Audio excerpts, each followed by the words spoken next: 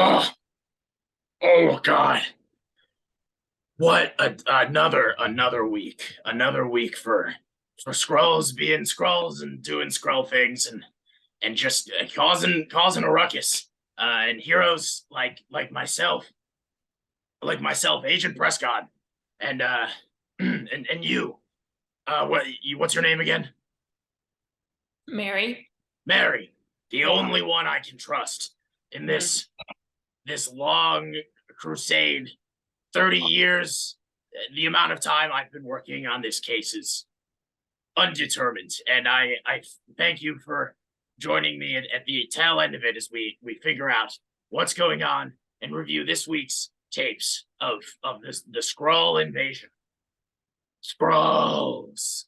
That's how I say Skrulls when I'm alone and Oh, sad. sounds like you're. Um, yeah. Sorry, I really just took myself somewhere. Hold on. Skrulls. Your time. Okay, sorry, we're back. We're back. Okay. Mary, Agent Mary. Agent Mary. What did you think? What did you think about this week's tapes of Skrulls? I enjoyed it more than week one tapes of Scrolls. I think there's more going on, and I think okay, and I talked about last time, big Rhodey fan, big Don Cheadle fan, so we got more of that. That was the main thing I took away, to be honest. But obviously a lot more plot advancement going on. I think there's a lot of different threads kind of happening at this point, which could be cool because I mean the more you have, the more risky it is of like everything kind of imploding. But if they can pull it off, then you've got a lot of twists you can make happen and interconnect. So we'll see. Um, yeah, general thoughts. Yeah, no, for sure. This was a big week. Big week, lots going on. I thought the first week of tapes was eventful, but this is another level. We have funerals and we have big giant reveals and we have more time spent with characters than we've ever spent before, including Maria Hill's casket, and that is it's a lot. It's a lot to cover. So let's get right into it. I was surprised to see that the tapes somehow captured a scene from Fury's youth that I was just not expecting to see. So this week, I don't know who put that in there, but it's there, and we saw it. Fury's young, and we see the beginnings of his crusade to help the Skrulls, right? Um, Apparently, some of these Skrulls are good. Apparently, there's a faction of them that at least started out with the good of themselves and humanity in mind. And with that, we see Gravik. We see a wee little Gravik, and we see the impression that Fury leaves on him, and the impression that Fury has left on Talos that is still going on, but this is like the bedrock of it. We see how much trust they've always had in each other. So I'm I'm wondering what your thoughts are with that. Were you expecting any sort of flashback to younger Fury? And what do you get from that? Do you think it was necessary? I wasn't surprised by it. I don't know that I had any thought if it would or would not happen, but it didn't surprise me that we saw it. I think, they've done the de-aging thing, obviously, in Captain Marvel. So they kind of know how to do that already. So it makes sense though, because I mean, it really starts at a point of like all these characters, especially some of the scrolls we obviously didn't know before, like they're already in motion, they're already doing things instead of like really introducing them as much as a lot of things would do. So I think that kind of served to do that to some extent. Um, was it necessary? It's an interesting question. I don't know if it's necessary, but I think it was fine. I don't, I think we would have survived without it, right? But I Right. think it is gives you a better sense of like a starting point of all this and to like see little baby Gravik. Um, and now we obviously know where he's at now. So I think that kind of connects it more to like what he promised and what he didn't deliver, and how that took us to where we are now. Yes. Yeah, I think that this definitely goes back to this sort of being like Nick Fury the show, which I will keep saying every single week. Uh I like that it's delving into his past and it's delving into what he's been, and you kind of start to see it's interesting to me how this show is reshaping how we view his entire role in the entire MCU, because we're seeing these things that happened before we met him that we wouldn't have guessed happened. We wouldn't have guessed that he'd spent this much time with the Skrulls. I feel like even after Captain Marvel, you have the hint like, oh, he was out there helping the Skrulls, but I don't think I still realized just how much time he was spending with the Skrulls and how integrated he was into that community. So I think for me the flashback really works like that, because you really see the way that the Skrulls interact with him, and you really see and feel that trust that they supposedly had placed in him, and I think that it really drives home why Gravik is so upset, because you see the look on little Gravik's face of how much he trusts Fury and how much that moment impacted his life. So you understand better why he feels so betrayed later. It doesn't justify, which is good, but you do kind of start to see why his brain was going in that direction, which I really liked. I also think it's interesting that the MCU the MCU is what I've come to understand other people call my daily life, which is very confusing for me. I don't understand young hip lingo, but I will use that turn of phrase from time to time in an effort to connect my tapes to a younger audience who might need to understand what's going on with the Skrulls. So I also like that this flashback and kind of throughout this episode continues this trend of using Captain Marvel's consistent disappearance and lack of I don't know, like this idea that she's made all these promises and then disappeared for a really long time.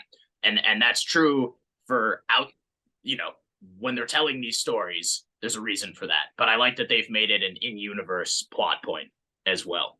I think that that's kind of fun, and it kind of makes a lot of the complaints outside of these tapes and footage people are seeing, I don't want to say less valid. I'm not sure the word I'm looking for, but it gives credibility to like, where is Captain Marvel? Because we're not the only ones who are thinking that.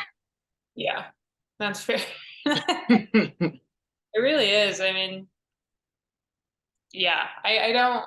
I mean, it's kind of outside the scope of like this show, but like, was that something they really sat down or like, she's gonna be gone, or was it, oops, we really introduced her not at the best time for us? So I do think that's interesting, which we may learn more in November. We may learn more in November, because from what I understand, there's another collection of tapes about her specifically. So jury's still out on whether she'll actually show up in this show. I'm not expecting it, but I wasn't expecting her to show up in the footage of young Miss Marvel either, and we got a little teaser there. So who's to say? I like when Nick Fury. First of all, I idolize the man. I mean, clearly, as someone who is constantly sweaty and never has their tie all the way up, he's my hero. All of us in the mysterious agency that I work for, that you're not allowed to know about, we really love him. So I love when he tells stories about his youth. This is something that he did in the footage titled "The Winter Soldier" as well. When he is having a serious conversation with someone, the way that he will tell a childhood story and segue that into almost like a veiled threat is a signature move of Nick Fury that I'm glad they brought back here. And I'm referring, of course, to the sequence with Talos on the train, which the flashback in the beginning cuts directly to Talos and Fury, modern times, on the train, discussing how that promise he made has panned out. And it's not good, so Talos doesn't love it. But then Talos drops some very, very massive information on Fury, which is that while Fury was gone, Talos radioed all the Skrulls and said, Earth's back on the menu, boys. Not in the way that Gravik is doing it, but in his own way. And now there are, quote, 1 million Skrulls on Earth that we don't know about. which is terrifying. And Fury becomes understandably upset and flips his lid on Talos, and we see their first sort of domestic spat as a couple, which is never fun to see. But I think that both of them perform that really well in a way that I find really, really impactful. Fury says the words, humans can't coexist with each other. So how do you expect us to coexist with the Skrulls? Which I think was kind of a poignant sentence, because it's true, I think, to a degree. So please, Agent Mary, break us down on your thoughts on that sequence, because I thought it was brilliant, and I thought it was really genius the way they played these two perspectives off of each other. And it's not the only intense conversation that Fury has in this episode, but it does feel unique to the others. So, yeah, I mean, it definitely. I agree when he kind of goes into the spiel of like humans can't even coexist. I think that it hit a more, I feel like, realistic level, ironically, given that we're talking about, alien invasion here. Because you have like superhero stuff, and like often the moral is it'll all work out, the good guys will win, there's good Skrulls, like maybe it'll be fine. But it's a good point, like isn't just gonna work out that way.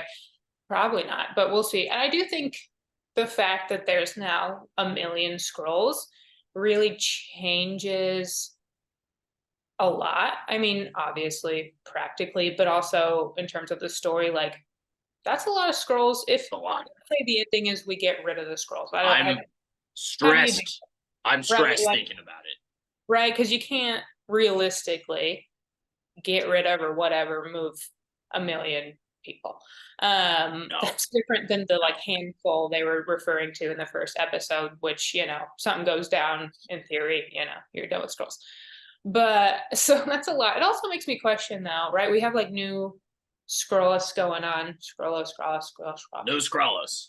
You get it. And then so there's like a smallish number in there. But it's like if there's 1 million Skrulls on this planet, like the idea that, yeah, the idea that they didn't fully, I don't know, get together more, considering their mission is generally the same, right? Like they should have more family reunions, is what you're saying. Yeah, well, they would be a lot stronger if there were 1 million of them, like doing the same thing, or like even a bigger portion of 1 million.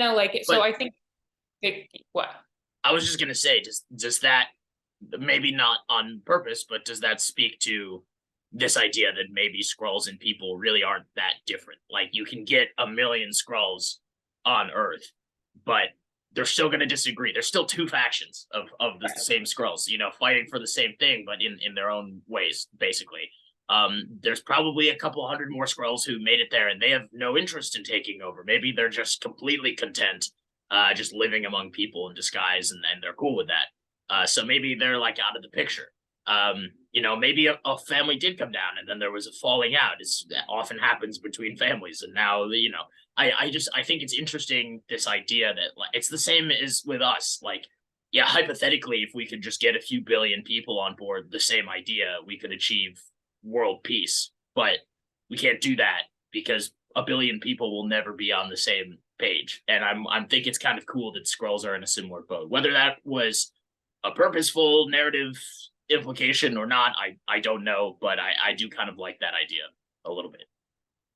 I do think I agree with that. I do think too, there's a question of how, and I kind of to my earlier point, but like how this can like resolve at all. Because I mean, even if you beat the bad Skrulls, like then we're left with, okay, there's still 1 million Skrulls on Earth.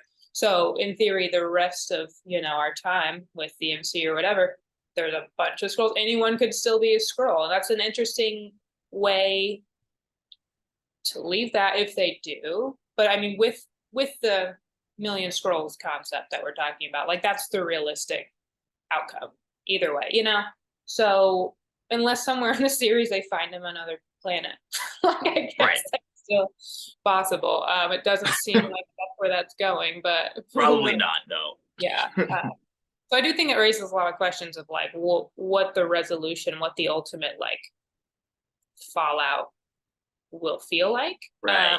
Yeah. So that's my main takeaway from. But I do agree. I like their conversation about it. I didn't really fully side with either one, which is Yeah, usually not the case when you're, especially when one's like Nick Fury, right? right.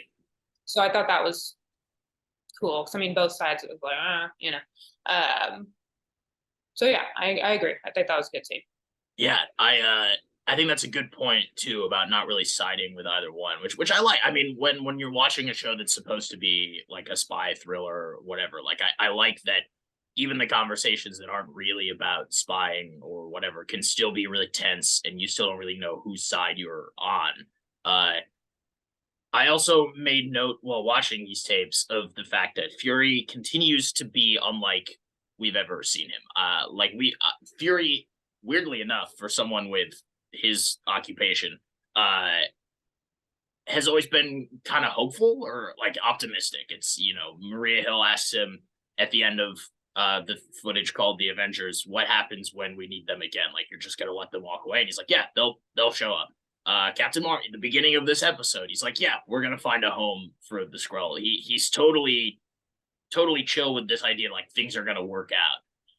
And in this conversation, I feel like it's one of the first times we've really seen him almost look defeated. Like, I don't know if this is going to pan out for the first time. I'm just not confident in myself or my plan or you as a partner in this. Like, it's all kind of falling apart, and I'm overwhelmed.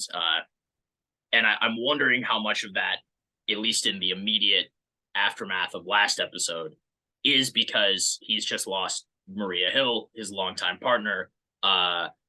He lost her when he thought that he could protect her, and he's blaming himself, I think, probably a little bit. And not only that, but when she died, kind of thinking he killed her because Gravik turned into Fury. Fury shot Hill, and her last words were like, "Was it you?" or what, something along those lines. So I imagine that messed with him a little bit. And so this conversation goes directly into another pretty intense scene for Fury, which is the delivery of Maria Hill's body back to the United States. And her mom is there.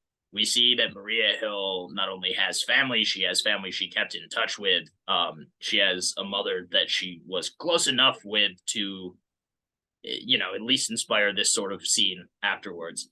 And her mom has some pretty strong words for Fury. So, segueing into this, I'm wondering what your thoughts were on Fury or Maria Hill's mom talking to Fury and not really necessarily blaming him for her daughter's death, but also sort of doing that and saying, "How you gonna fix it?" Yeah. I thought it was interesting. I that is something I didn't expect. Like I don't ever expect to really see people's parents when they're Yeah, like, full adults and we've known them for a while too. yeah. So I was like, it took me a second to really understand like who is this lady, like what's going on. So I It'd was be like, like if James Bond did have time to die. Sorry, guys, if you haven't seen that movie. And we have movies here too. I also watch movies. It's next to Baby Mama and Scooby Doo, the live action adaptation. And I'm like, you don't see the desk, but it's there.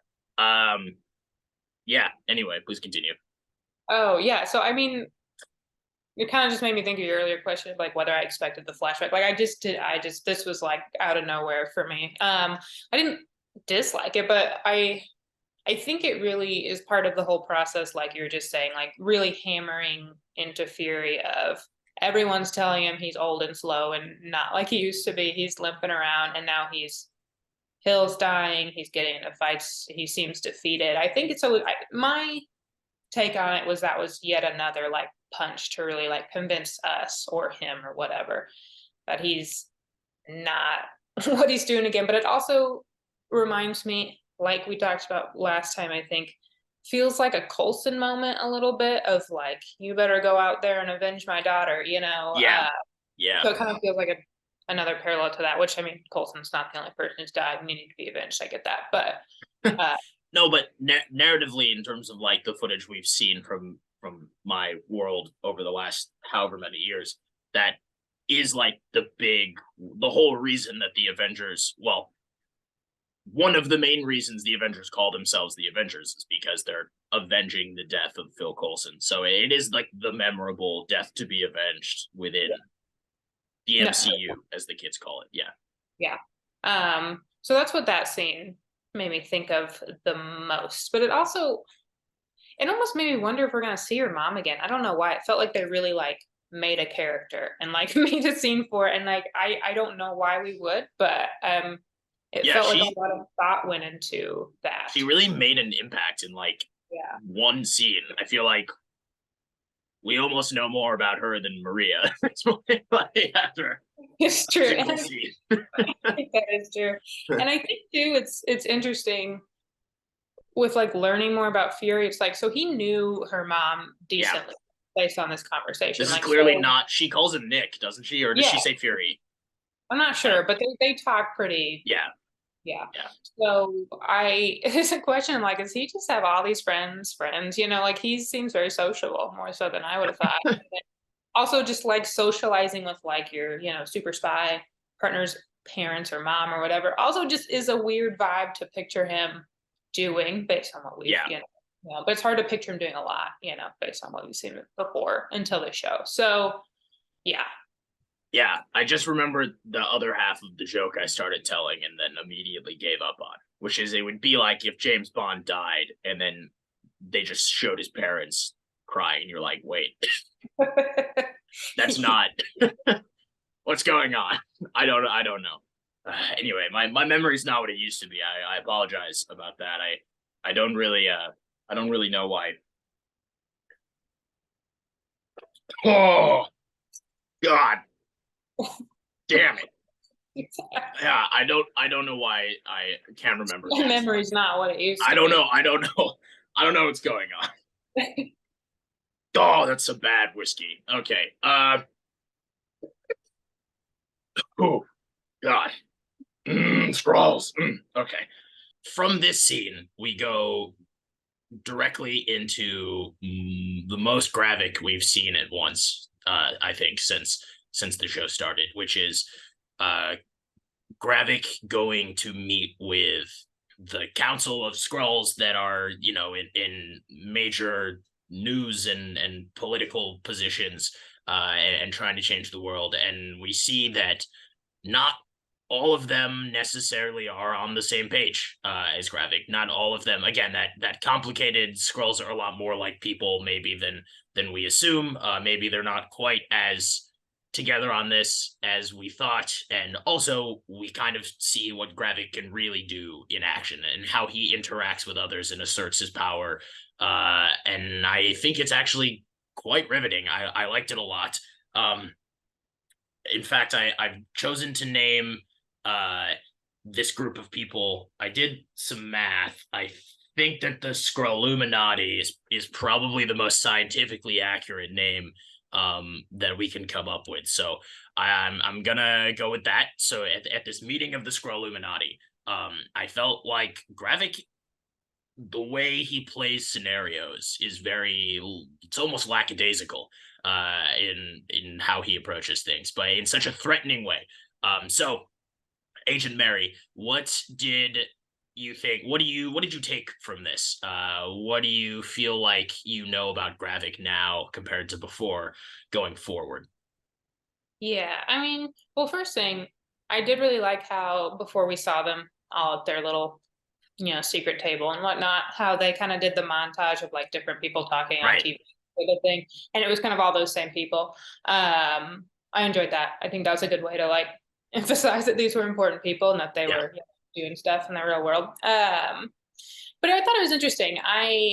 To be honest, I felt like it was a little too easy, maybe. I don't know. I almost want to use the word lazy. I don't mean that in like a bad way, but like the fact that they just kind of walked in there and was like, yeah, and then they just voted him, you know, general at this little table meeting. It's like, okay, you know, fine, I'll buy it. But I felt like it was like a little too casual. And I get like clearly some scrolls were in different places, but at the same time, walking into that meeting, with the exception of the one that was clearly kind of already in his pocket, it seemed like, you know, full stop.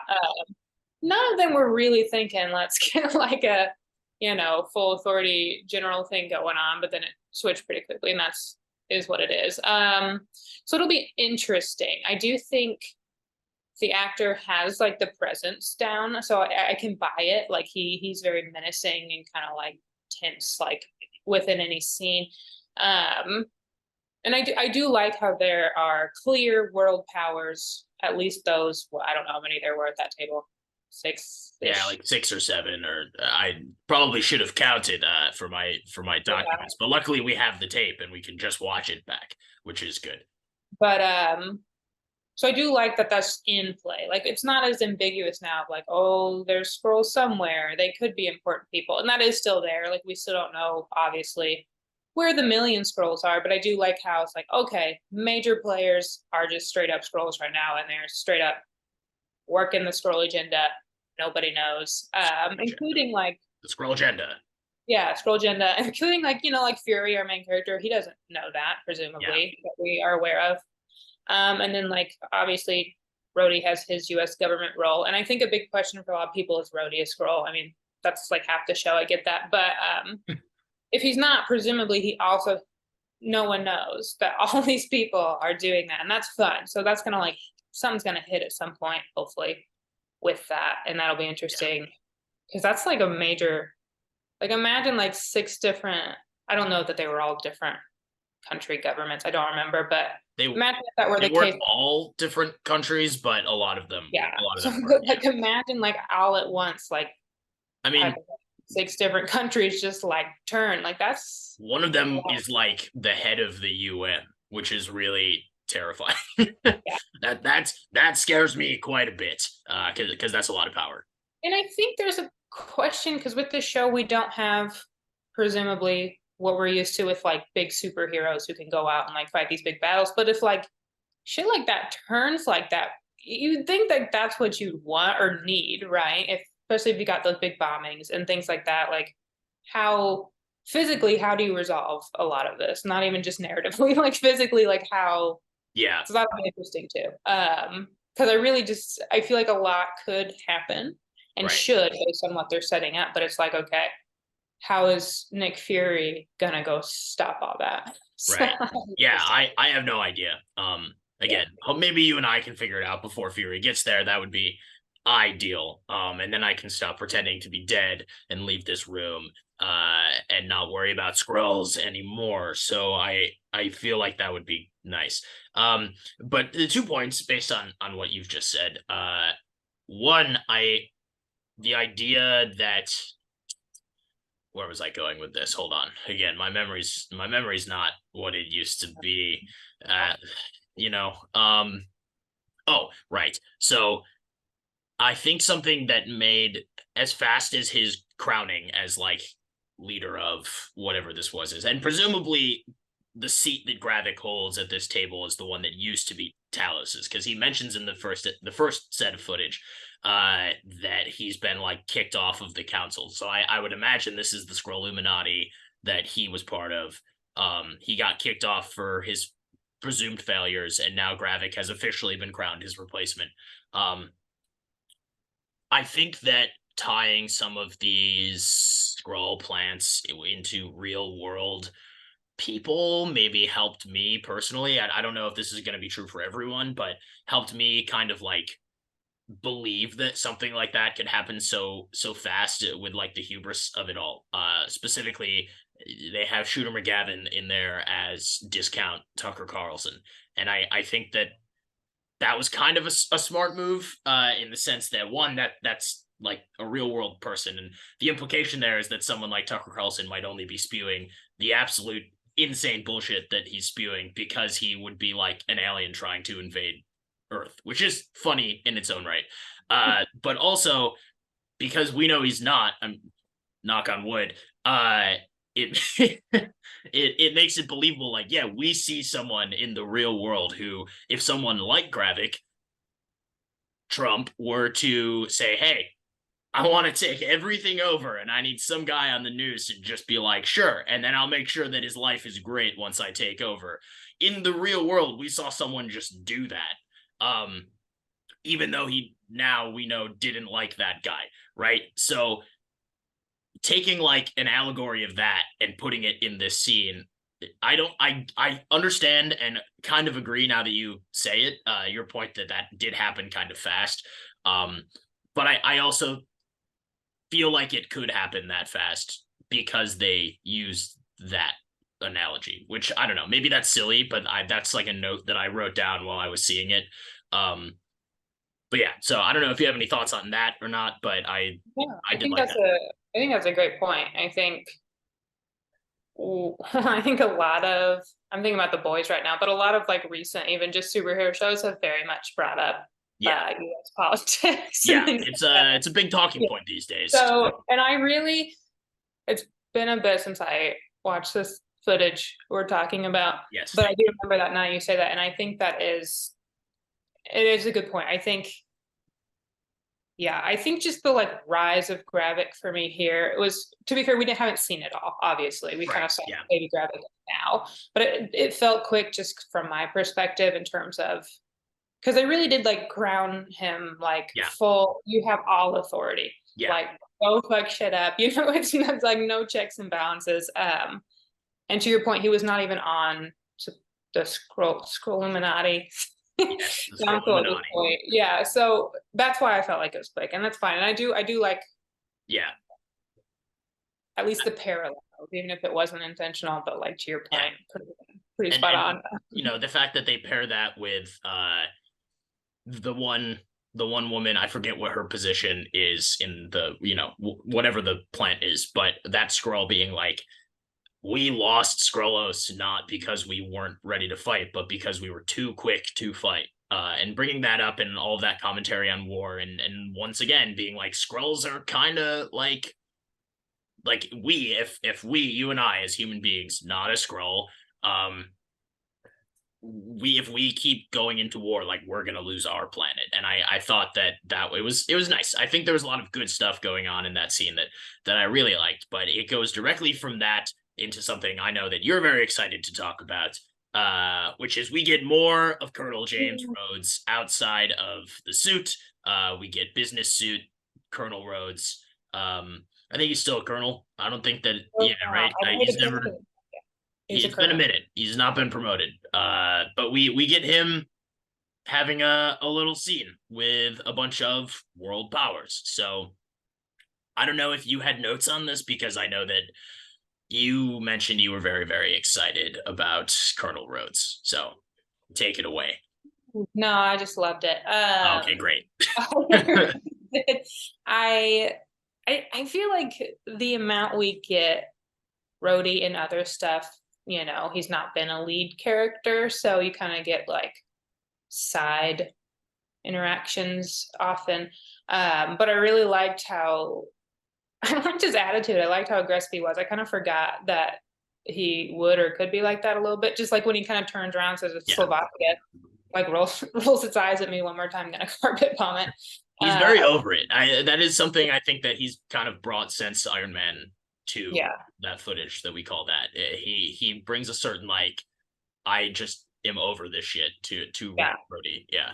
And I do like that a lot. And I think even with like Nick Fury, like when Fury like calls him from whatever when he's walking out, he's also just over that. Like he's like concerned because like obviously Fury and Hill were on footage, in Russia, and that was a big what that whole meeting with the world leaders was about in the first place. And so he's concerned, but he's also just like, stop, man. Like this is stupid. And I think that is fun.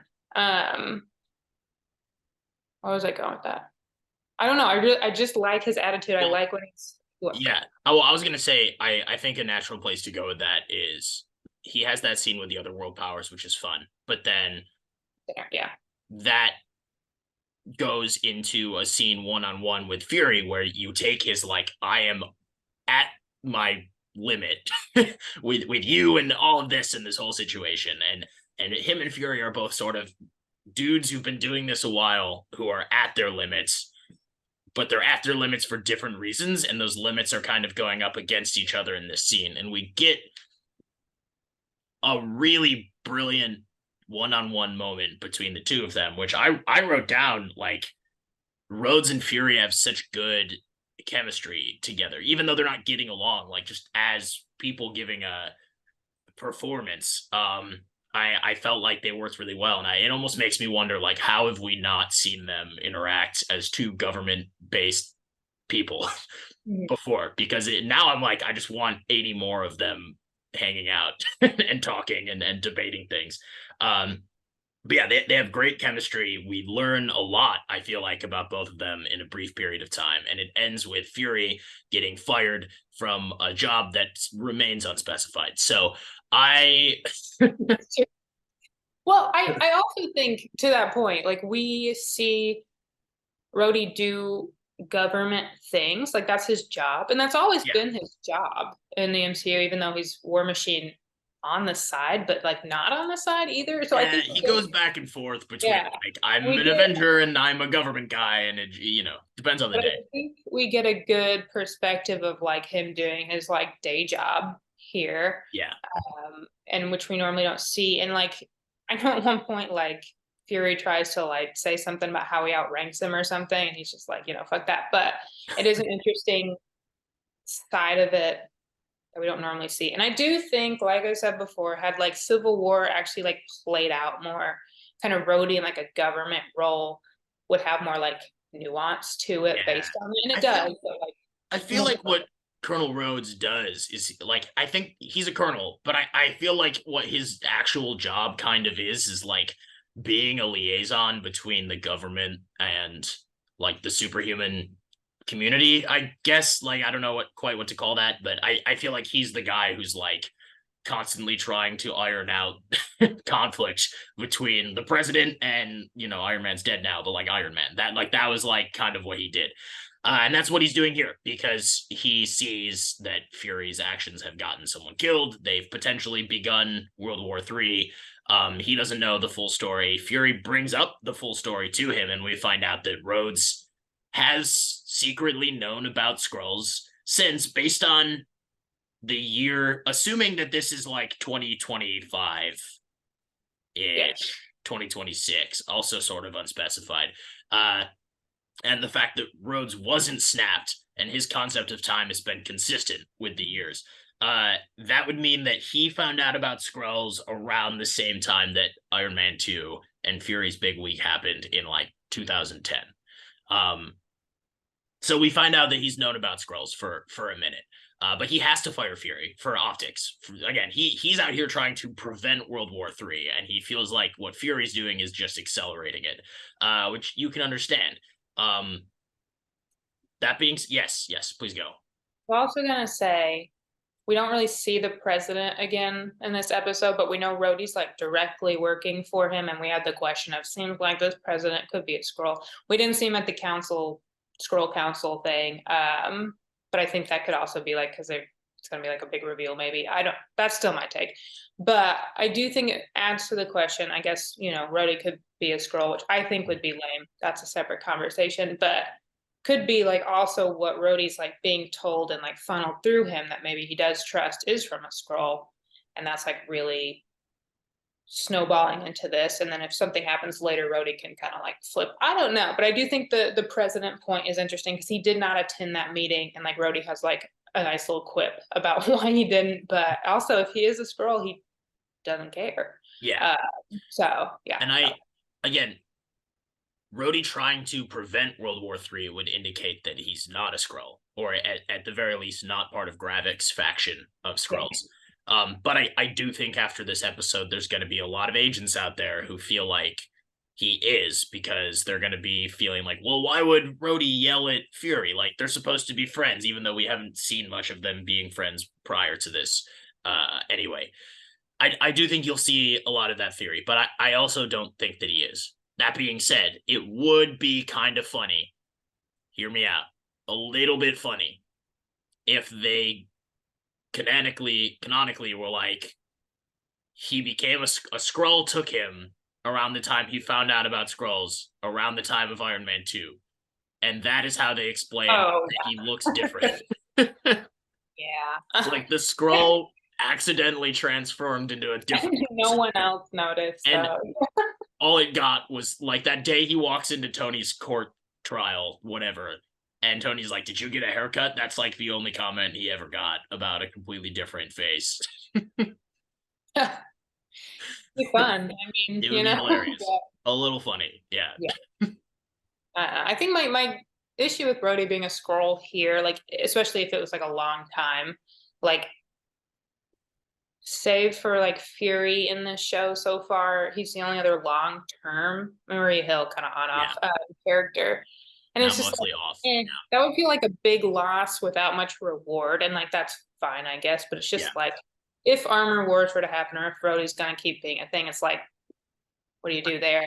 Because it's been said that Armor Wars spins directly out of what happens with Rhodey in this show, supposedly.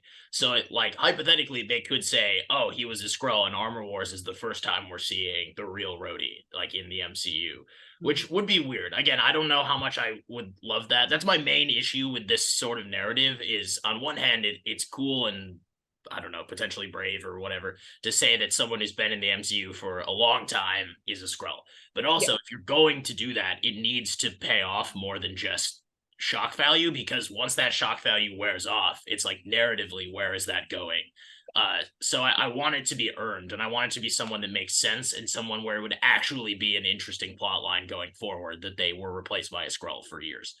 I think that's the perfect way to phrase it, because it would be the shock. I mean, to be fair, he is such a like a loved and like important and known character that of course everybody's sitting there going, he could be a Skrull, you know, more than others. Yeah, and I think they're counting on that too. But exactly. But at the same time, it's like, I think we'd go, oh God, he's a Skrull, and then it's like, wait, what the fuck? Like that would mean so much for a lot of people if they don't, you know, have a way to make it work.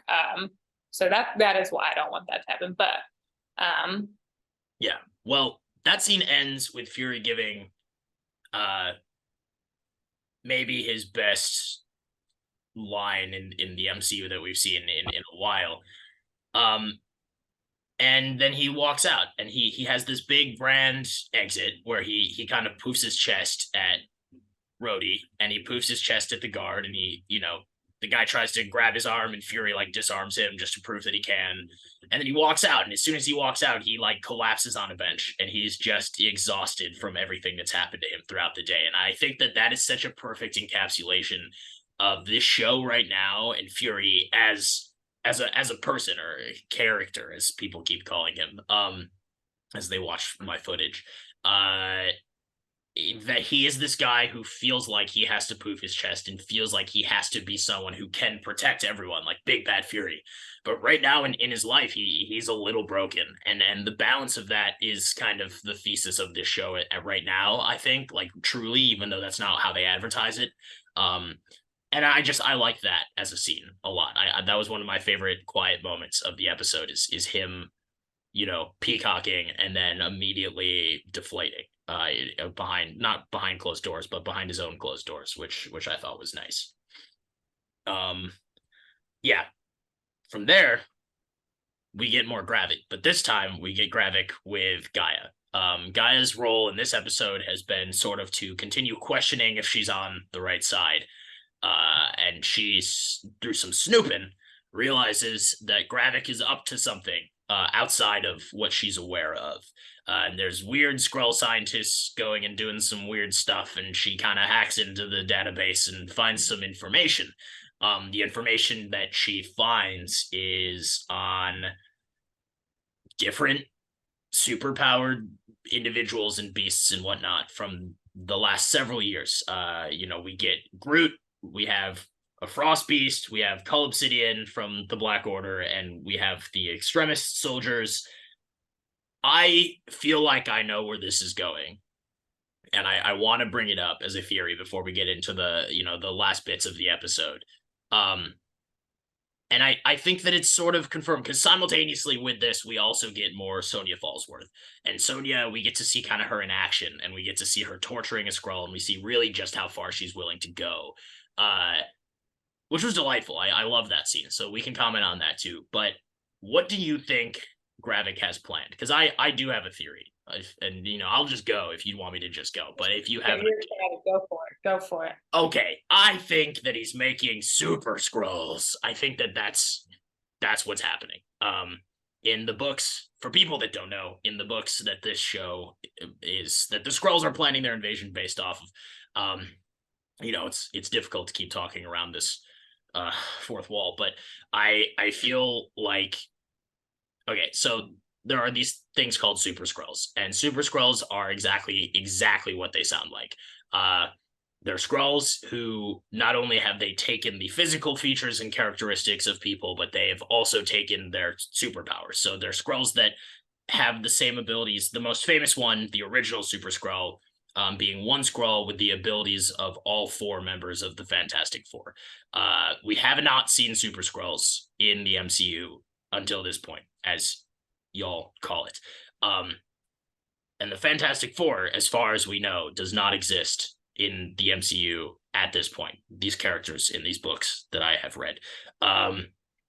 So the people and monsters and whatever on this laptop, in my head, at least 3 of them line up to be sort of those original Super Skrull powers. I think Groot infamously can, extend his limbs with wood and his thing. So if they could successfully copy that, you have those stretchy Mr. Fantastic powers. Cull Obsidian is very Ben Grimm, the Thing like. So if you can copy Cull Obsidian's rough, rocky exterior, then you kind of have the strength and invulnerability of the Thing. And the Extremis soldiers infamously had a lot of fire-based abilities going on. So that's Human Torch. I don't really know where the Frost Beast fits into this. I don't know if Frost Beast can make like an ice shield, or maybe the Frost Beast can turn invisible and we didn't know. I don't know. But it kind of feels like they're doing a roundabout way to get the Super Skrull into this show as sort of our like maybe 3rd act CGI fight villain. And maybe Gravik will turn himself into the Super Skrull. You know what I'm saying? Yeah, that makes sense. Yeah. My 2 questions on that. One, do you think they will CGI all of that stuff? Because I know with Ms. Marvel, that was a big talking point of why did they change her powers? And there's lots of theories, but a big one was they didn't want, within a series especially, to like CGI all the stretching stuff that she would do. I think the difference there is that the footage we have of Ms. Marvel, if she was doing that, it would have been for the entire show. Whereas what they could be doing with Gravik is it happens for 1 episode and it's the last episode, in which case they might be willing to do like 1 hour-long episode with that level, especially because the prior episodes, like this one, all things considered, doesn't have as much CGI stuff going on as some of the other. It's mostly people having meetings in rooms, and the majority of the CGI are Skrulls changing. So they could be just saving their budget for that at the end in this footage, the Skrull budget, the science budget that we've seen. But that's my theory with that. Is there another question you have based on that? Similar to a previous thought / question I had though, who's gonna fight him? I don't know. That's why and like the only option, I mean, War Machine's in the show. That's what I'm saying. The only option in front of us, like at this point, is Rhodey. And again, if they were to like have cameos of like some other bigger superheroes, like we'd probably have a better sense of that happen. But like, it could happen. Hear me. Do you want a wacky theory? Yeah. Gaia. I feel like this show is almost leading more towards a Skrull on Skrull conflict than it is Skrull on human conflict for its 3rd act. And I think that we will probably see Gaia switch to the good side with her dad. And there's been rumors for a long time that Gaia's human identity that she ends up taking when she like sides with the good guys or whatever, Emilia Clarke would be playing Abigail Brand, who does have powers in the comics.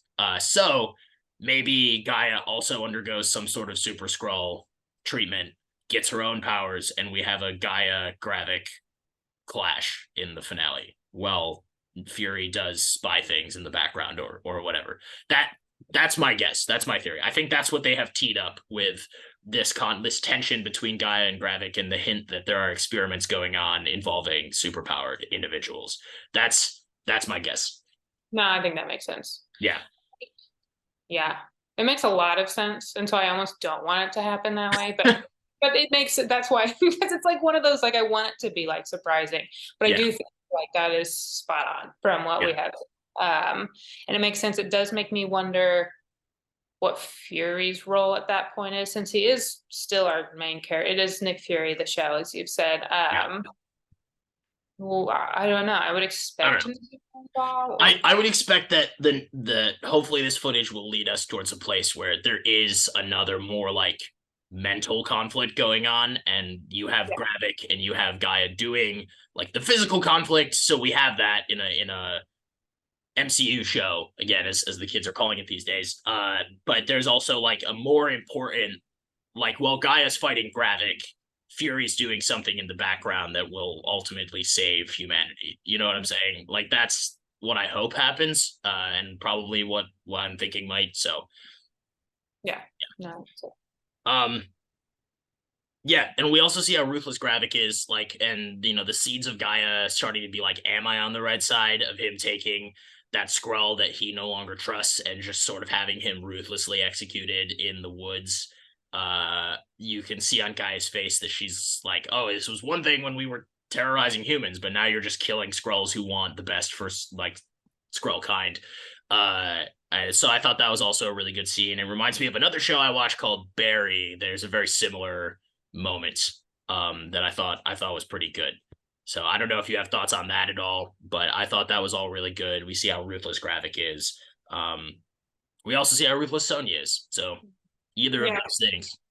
Yeah, I think for sure we get Gravik. I think they really are pushing, like, he is extreme and he is not kind even to Skrulls, right? I think that's, from Guy's perspective, clearly a line that she does not want to be crossed. And so I do think, we're getting the sense that he's on one spectrum of this situation, which, like, clearly he is the main villain. And then Sonya's fun. I still don't know, like, fully what her role is at all, but I like that she was in it more, and she had that same bubbly personality while torturing that guy.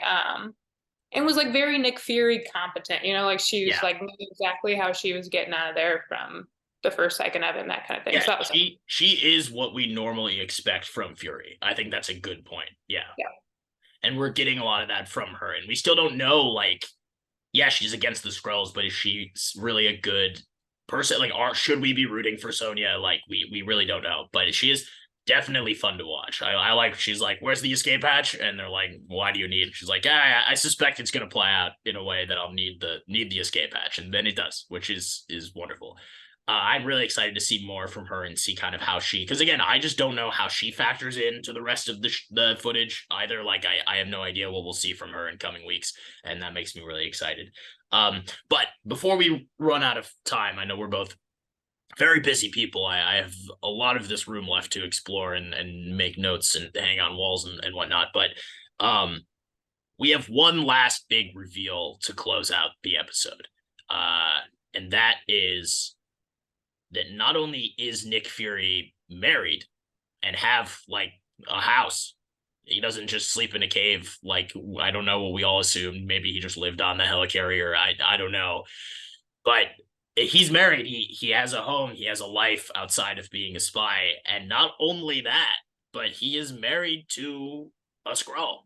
And that's huge. That's a really, really big character changing revelation. Not character changing, but changing the way we see the character revelation. I know you're one of my best agents, and the only one that I can trust, but I also know that you didn't quite pick up on that. Oh my God. You remember that the, like, reveal was he was married, and I'm just like, okay, I guess that's interesting. But then you said it, I did not see the Skrull at all. I don't know what I was doing. I think I watched that whole last part twice. I don't know. I did miss that. So that's an interesting thing for me to learn very recently, right now. So you might have more thoughts on that. I think that I do. I got a whole other theory. I have another. The people watching us talk about this, if we ever solve the secret invasion and we're allowed to declassify this footage and you guys see it, anyone at home, I got a theory. It's going to be them listening to me spout a lot of information. So hear me out on this. I think one, this makes a lot more sense as to. I mean, we've always assumed Fury isn't talking about his home life because he's a spy, and why would he do that?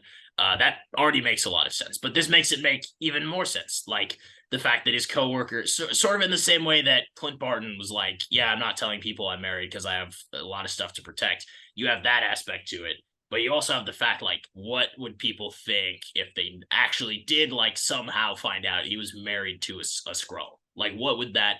And some people might think, oh, maybe he doesn't know because the way they film it, like she's a Skrull, and then when he walks in the house, she's become not looking like a Skrull anymore.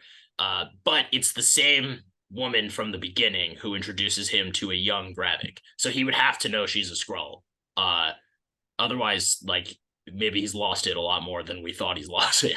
But yeah, so first of all of that makes sense. But the theory that it raises for me, and again, this is a wild idea, but perhaps if I don't know if that was the first time he met her in that flashback. I don't know how long it took for them to fall in love. But we know that Gravik lost his parents in the war when he was really young. And we know that this woman clearly had some sort of affection for Gravik when she introduced him to Fury.